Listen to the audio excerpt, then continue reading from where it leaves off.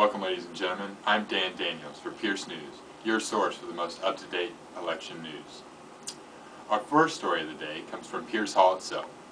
Recently, election candidate Josh Talley has been involved in a recent controversy with the MSU Custodial Union.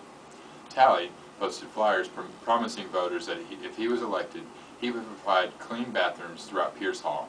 Obviously, he wouldn't be doing the work, but he would definitely take the credit. The Custodial Union is outraged by this attempt to take away credit for the hard work that they do every day.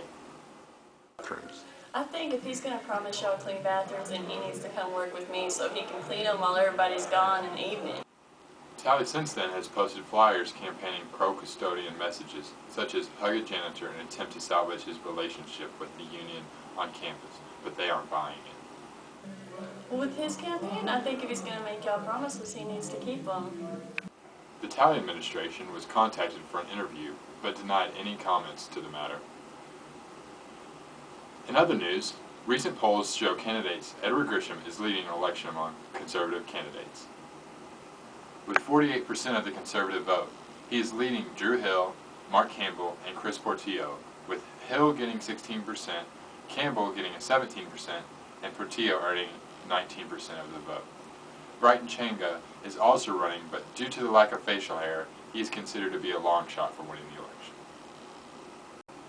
We now bring in our lead beard analyst, Rupert Ashe, via phone call to report on recent findings of the recent polls. Hello, Rupert. How are you doing? Hi, Dan. Okay, Rupert. Based on the findings, why do you think Edward is winning thus far in this election? Well, Dan, here's what I think. I think that based upon popular support in the media and based upon Pierce benefits and the different campaigns that are going, I'm going to have to say that Edward Grisham really has a good chance at winning this race.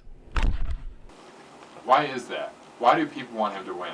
Does he have anything that the other candidates don't have? Based upon the demographics collected by my university and my agency, I really do think that a lot of undecided voters are very much appealed to Edward Grisham.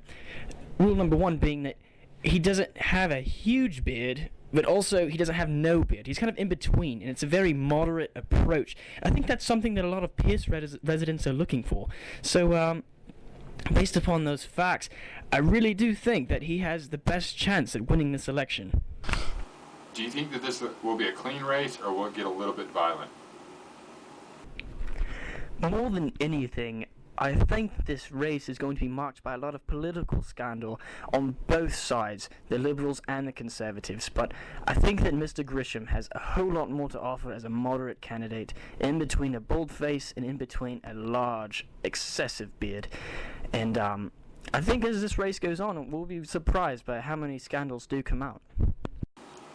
Rupert, thanks always for your insightful look on this coming election. Cheers, and best of luck to all candidates. Ladies and gentlemen, this is your chance to be part of the show.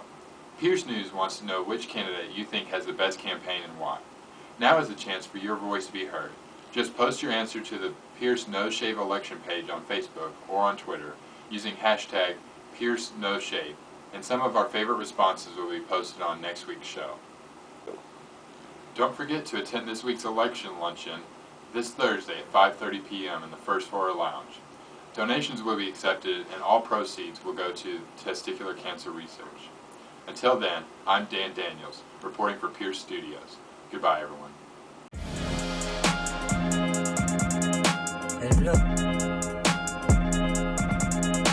The cannon. Yeah.